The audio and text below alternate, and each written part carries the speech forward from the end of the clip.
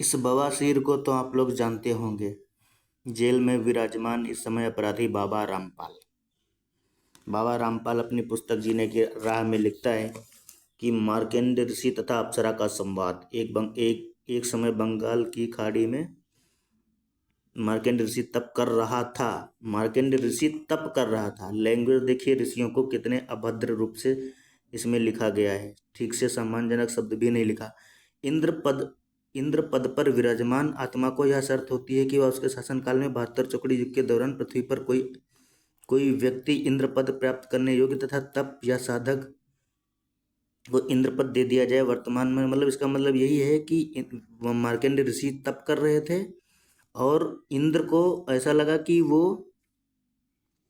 उसकी गद्दी या सत्ता ना छिन जाए, इसलिए इंद्र ने अपनी पत्नी उर्वशी को मार्कंडेय ऋषि के पास भेजा। मार्कंडेय ऋषि की तपस्या को भंग करने के लिए सर्व श्रृंगार करके देवपरी मार्कंडेय ऋषि के सामने नाचने लगी।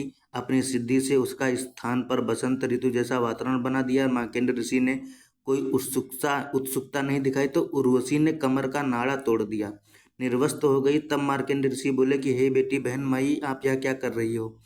ये इसमें ये बताना चाहता है रामपाल कि इंद्र इतना दुष्ट आदमी था जो अपनी पत्नी को मार्कंडेय ऋषि की तपस्या भंग करने के लिए भेज दिया था। इस तरीके से इस पूरी किताब में गंदगी भरी हुई है जिसमें सिवाय झूठ और गप कथाओं के कुछ नहीं है।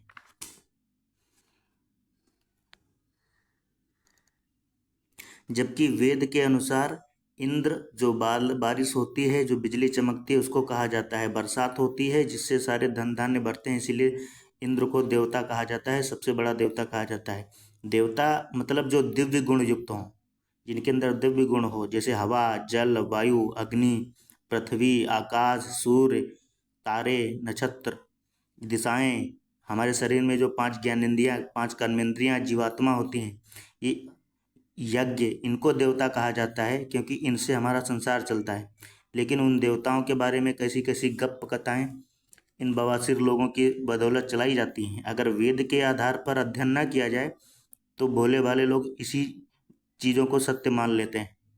मेरा वीडियो बनाने का उद्देश्य यही है कि बाबा रामपाल का चेला कोई भी हो, अगर हमसे शास्त्रार्थ करना चाहता है तो मैं उसे चुनौती देता हूँ कि वो हमसे शास्त्रार्थ करे।